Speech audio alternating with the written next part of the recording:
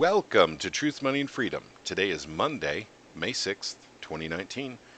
Another great story for us, gang. More alarm bells as banks report lowest loan demands since financial crisis. And of course, they're referring to 2008. I've read the story and I can summarize it, and my commentaries are always so long, so I'm not going to read any of it to you.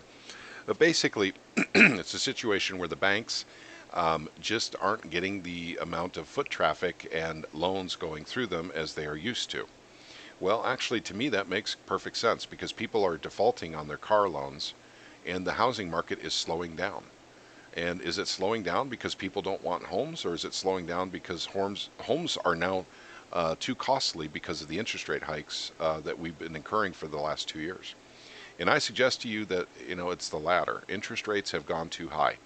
Evidenced by, in December, the Federal Reserve increased the Fed funds rate 25 basis points, or 0.25%, to right now it's 2.4% for the Fed fund rate. Now, that's not what you and I pay. That's what banks pay to borrow money from the Fed. So that's what the Fed's fund rate is based on. And then they have prime rate, which is a certain amount over that the banks actually charge for borrowing money from the banks.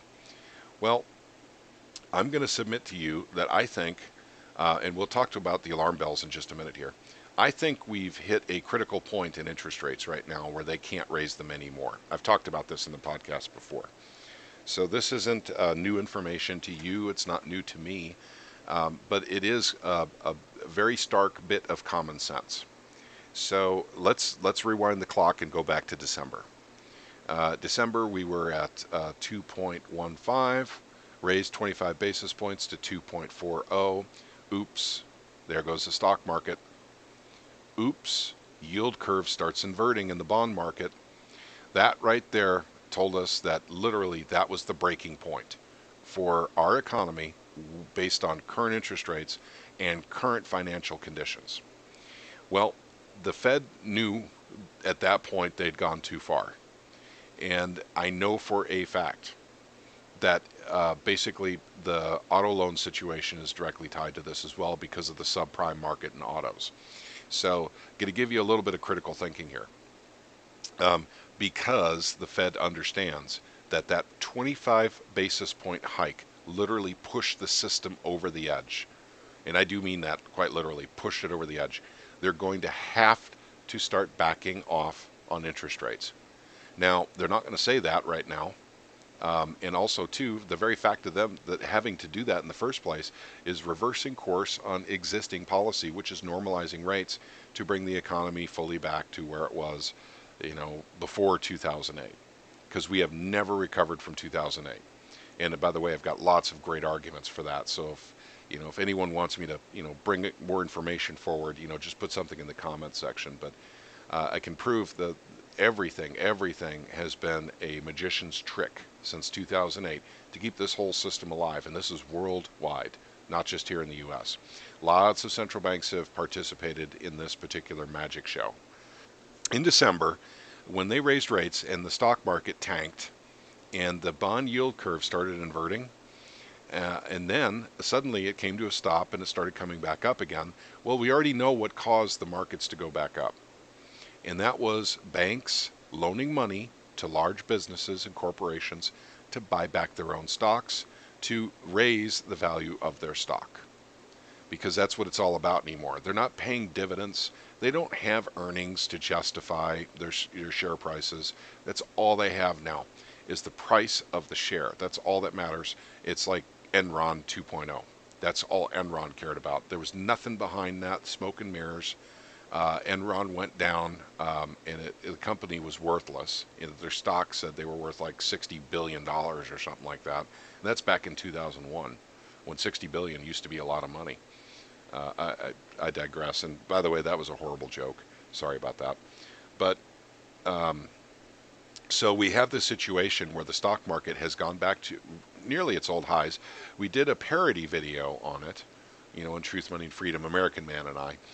And that we were joking, of course, but in a way we weren't, because there's so many people that are convinced everything's fine because of this data coming from the Federal Reserve and the federal government talking about how awesome the economy is. Well, I submit to you these alarm bells that are going off and are being reported by the alternative media, not in the mainstream. The mainstream is not touching it yet. They will, though, trust me. They're just not ready yet. Because they got to carry the narrative of the federal government and the Federal Reserve. That's the media's job, really. But the alarm bells are huge. Credit card debt, student loan debt, auto defaults. That's a big one, guys, and that could end up being a black swan event that starts crippling the system. Now we have the China tariff deals, and believe me, this shouldn't be a big deal. These tariffs have been lopsided for a long time. America has been trading at a disadvantage to most nations in the world. Because we had the world reserve currency, we felt we could, kind of get away with that. But really, it was about placating corporate relationships with government. So basically, the big corporate bigwigs, basically could make more money. Of course, these are the guys who are donating money to our politicians. Corporatism, fascism, crony capitalism, whatever. It's all the same thing. So basically, this thing going on with Trump right now may be a black swan as well, because it doesn't hurt our economy to do these tariffs, but it does hurt China's. And if China goes down, the rest of the world goes down. Why is that? Because they're the manufacturing country for the world now. Everyone went to the cheap 25-cent an hour labor in China to get their stuff made, because corporations were very greedy. They didn't want American, especially in America. I know Japan went to China too with their manufacturing. Everyone did. But the fact of the matter is, that may be a black swan as well. Just because the Chinese economy, if it starts tanking, if their real estate market starts tanking, it'll take down the rest of the world with it as well. We're so interlocked. And that's the way they wanted it. That's the way they made it to be. And they did it on purpose. So that, basically everyone has to help everyone out to keep the system afloat. My request to all of my listeners is don't help keep the system afloat. Don't take out any new debt. And I'll tell you why. And by the way, it's a request. Obviously, this is my way of looking at it, and I'll inject a little bit of critical thinking into it at the end here. But the banks don't give a crap about you, just like the politicians don't. And believe me, when things go sour and things go south, they have no problem taking away your home or your car. It's not your responsibility to go incur new debt to keep the banks alive. It is not your responsibility. And trust me, that inverse relationship, basically they will not keep you alive in the bad times. So things are so topsy-turvy, screwy, it wouldn't surprise me if there was a story that came out somewhere that people are literally not taking out loans, and that's what's making the banks go down. It's because people are not going out and getting new debt. And I know that sounds really crazy, but that is a real possibility. Something like that could come out in the media. But my main point is literally just pay off debts. This is a good time to literally pay off debts. And I realize that's a self-fulfilling prophecy. The banks go down anyway. Well, the banks aren't quote unquote going down. They're too big to fail. They'll be bailed out, and you'll have to pay for it anyway in taxes. So don't worry about the banks. But I do want to put in a special request to all of the listeners for Truth, Money, and Freedom to really start concentrating on paying off debt. And I've got to do it too. I'm your regular average Joe. I am not upper class. I am not lower class. I'm in the low end of middle class, on the very low end of middle class. That's where I am. And I do have debt, and I'm going to pay it off. And by God, I'm going to get this paid off before this recession hits. I mean, it's very important to me because I don't want to lose anything. I want to keep what I have. But if you have extra money left over, get some gold, get some silver, get some storable food. These are all important things too.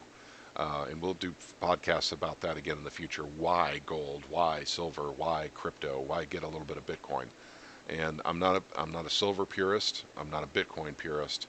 I am what is the lowest asset right now? What is the most unloved asset? That's the purist I am. So I go into the lowest assets. This is what Mike Maloney teaches on his YouTube channel as well. So, but at any rate, that's the basic message I wanted to give you guys. And If you're out of debt, now is a good time to stock up on a few things like gold, silver, crypto, and even some storable food. Food prices are going up this year, gang, whether we like it or not, because we've had quite a bit of the Midwest flooded, and it's continuing. The Mississippi flooded over in several spots. The Missouri River has flooded over on many spots. So a lot of farmland is underwater, and that is not the land that's not underwater is too muddy to even plant. So problems continue there. So, and I'm not the gloom and doom guy. I'm a happy guy actually. I'm very positive, but I'm also a realist. So these are the things I bring forward to you. January, I'm not January, I'm sorry, June or September is probably the prime time for a rate cut. It could be as early as next month, it could be as late as September, but I think that's the right time for the Fed to actually start backing off on interest rates.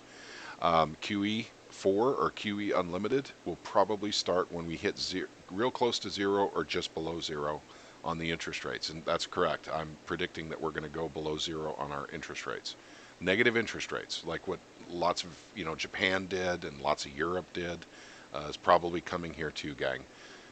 So, but it's going to be a while for that to happen. But it's a good time to pay off debt. So that's my main message today. Let's all get rid of our debt, and so we can, whenever the recession hits, whenever it's official, and we know for a fact it's happening, we can be a little bit better prepared for it. Okay, that's all I have for you today. Thank you very much for listening to us, and just thank you for being here. Thank you for liking our videos. Thank you for commenting on our videos. And thank you for sharing our videos. We do appreciate it. We appreciate all of you. And you guys all have a wonderful, wonderful day. God bless you all.